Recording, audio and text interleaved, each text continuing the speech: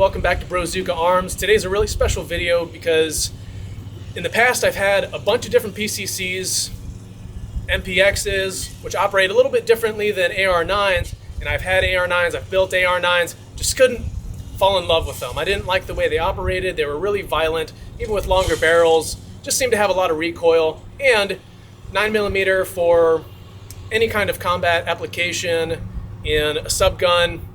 I feel like you'd just be better off using a pistol and then a rifle. That is until today, because I built the world's very first Radian Model 1 9mm.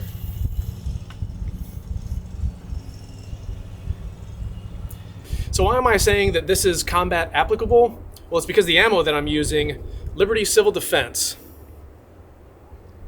They say this round travels at 2,000 feet per second. We've had several opportunities to chronograph it and have seen out of pistols with 4-inch barrels and longer, it's traveling well over 2,000 feet per second. And today we're actually going to show you how fast it's traveling out of this, but it is now on par with a 10.3 5.56 rifle. Now, the reason I like this so much and decided to build it is because I wanted to have a subgun or a mini PCC. This isn't a micro PCC. It has an 8.5-inch barrel, so I call it mini, but it has all of the exact same controls as my other two rifles. So my muscle memory kicks in, whereas an MPX has very similar controls to the AR platform. They are slightly different than the rifles that I'm running. So I'm using a JP bolt and silent capture system specifically for 9mm, and paired with the 8.5-inch barrel, this thing hardly has any recoil and hardly any muzzle rise. And because of that, I decided to sell my MPX and APC. And I like subguns. I think they're cool. I love how compact they are, but personally, I would rather just have a smaller version of my Radian Model 1s. It feels exactly the same, but that's a little bit smaller and a little more portable that I can put in a backpack. Hi guys.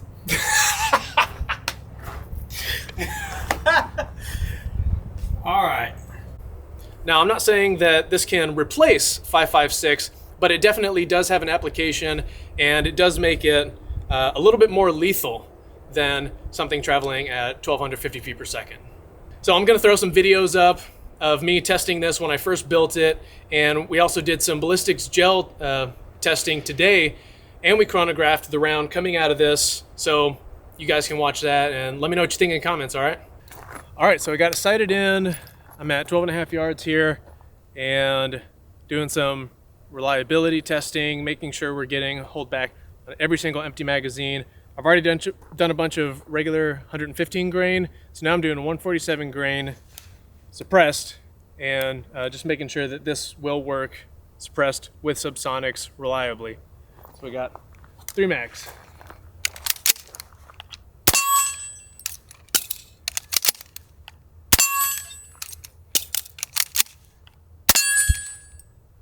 Held back all 3 times.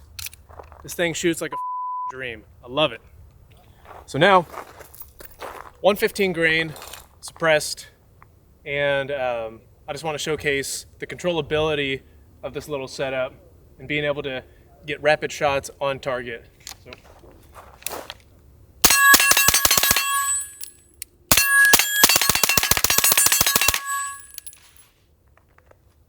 Shoots like a dream. Golly.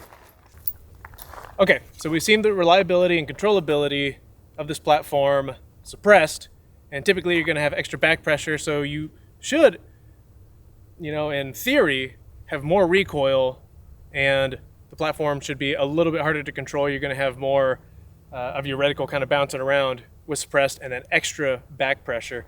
So right now, it's just the flash hider / compensator.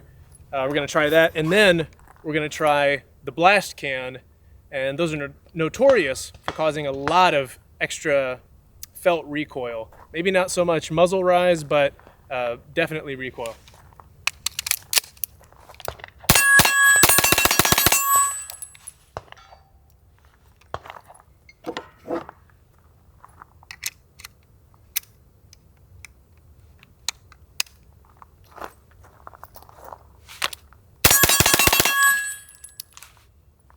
Very, very easy to control. This thing kicks the APC-9 and MPX's ass, big time. So all my defense ammo for 9mm is 50 grain Liberty Civil Defense. This stuff travels at over 2,000 feet per second, and actually, I think I'll go get the chronograph and clock it out of this barrel. I'm anticipating that we're probably somewhere close to 2,200 feet per second. That'd be awesome if we saw 2,300 feet per second, because this is a devastating round to begin with. But since this stuff is $2 a round, I'm only going to fire a couple of these. But I do have this frangible 65 grain ammo, which has that reduced recoil and would be a more accurate test to see what this platform would feel like if I were actually using it to defend myself. So I'm going to put 7 rounds. That was all I had on me. But we'll go ahead and check it out.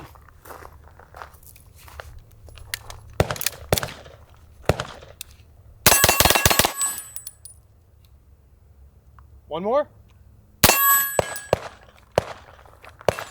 It feels like shooting an air gun. There's no recoil. Got out the chronograph. Just for reliability purposes, make sure this thing's working. I'm using 115 grain cellular and Balat. Standard ammo should be somewhere around 1150. Well, out of an 8-inch barrel, probably a little more. But let's make sure that this thing is getting an accurate reading. I am aware of my height over bore, so 1303, 1305, 1312, 1327, 1328. Not bad. Let me expel this last round. Error. That one was going too fast. It had no idea what to say. Okay. Here we are. Liberty Civil Defense. Yeah, my guess is somewhere around 200 or 2,200. Really hoping that we can get it up to 2,300. That would be pretty awesome. 2502. Oh my God. 2479. 2522. 2440. One last one. 2443 and then error. That's a lot more than I was expecting. That's incredible. So my defense 9mm ammo is essentially a rifle round. That's pretty intense. I mean, it's getting pretty close to 7.62 velocities at that point. So, man, I'm really happy with that. So yes, my ear pro's off. I'm shooting all subsonic. And gonna see how it sounds. I did a couple shots with just one earmuff off, and it wasn't bad at all. So gonna do a couple suppressed, no hearing protection, and see how it sounds.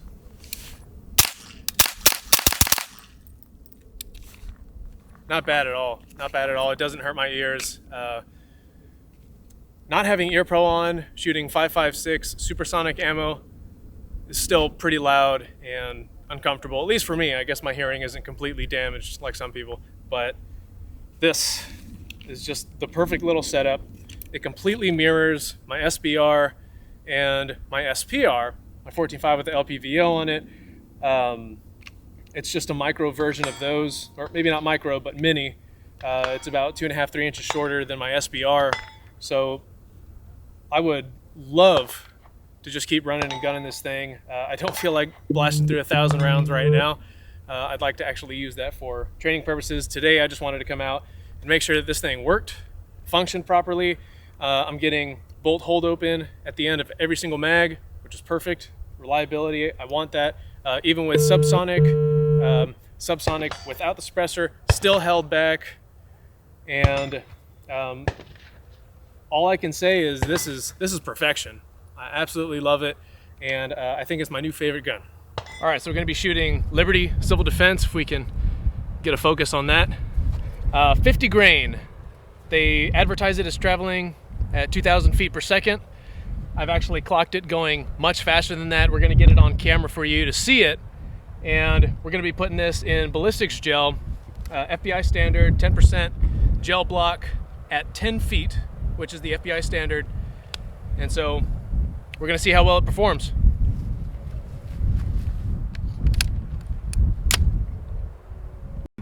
Going hot.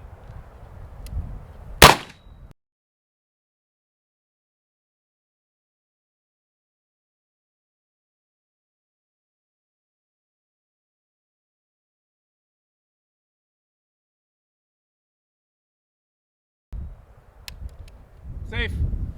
2,543 feet per second.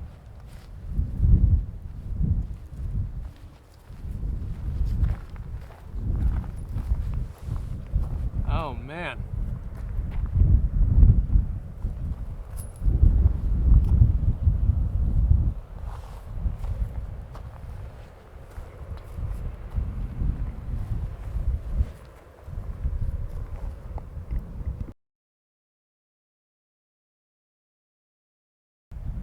All right, so we're gonna put some Liberty Civil Defense through a standard pistol to clock the speed and see what kind of performance we're getting inside of the gel block, and seeing if there's really much of a difference from an 8.5 inch barrel to 4.5, 5 inch barrel over here.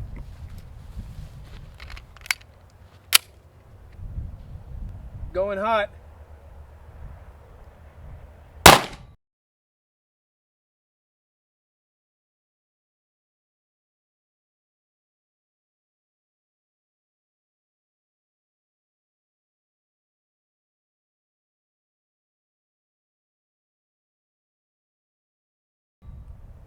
(2,221 feet per second).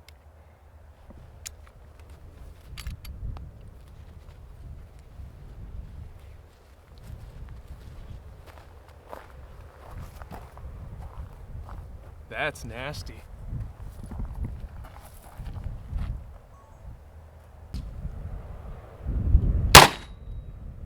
Nice. Safe.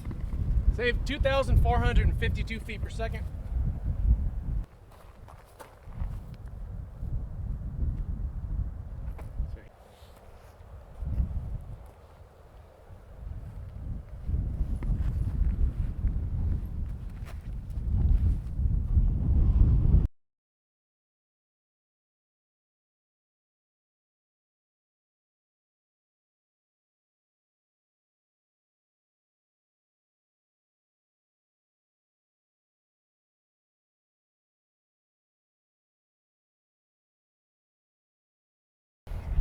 All right, so we're gonna be trying out our 10.3 inch barrel here and clock the round 223 coming out of it and see what kind of difference there is between 223 out of a 10.3 versus 9mm Liberty Civil Defense in an 8.5 inch barrel.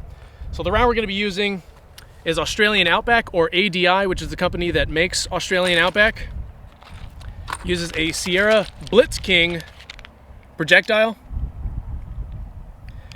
And we're gonna see what kind of soft tissue devastation we can get from this out of a 10.3. Because it's a shorter barrel, we wanna make sure that these rounds are still performing as they should.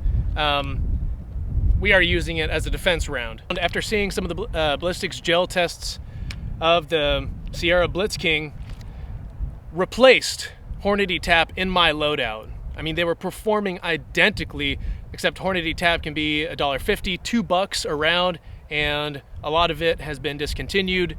So because they were performing identically, this is what I have been using, but I need to ensure that this is working properly out of a shorter barrel and still getting that same violent fragmentation and that tissue disruption. So let's go ahead and give it a shot. Going hot.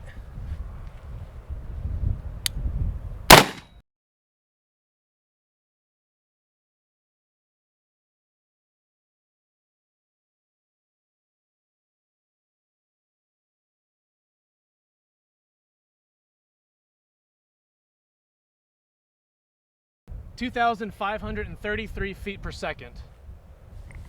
And 10.3 is the minimum length of a 5.56 barrel to 223 barrel that I would be willing to go. I know I'm just the cameraman here and I'm not supposed to talk, but that is 10 feet per second less than the Radian. It stopped right here. I see it right there. That's it. It didn't even make it into this block. That is 10 FPS lower than 9mm out of a shorter barrel. Wow. All right, so we saw the 9mm Liberty Civil Defense. Now we're going to try the 223 round, see how it performs in the gel, see what kind of organic matter disruption we're getting. I've seen this stuff in person take down like 250 pound hogs, so we're going to see what it does.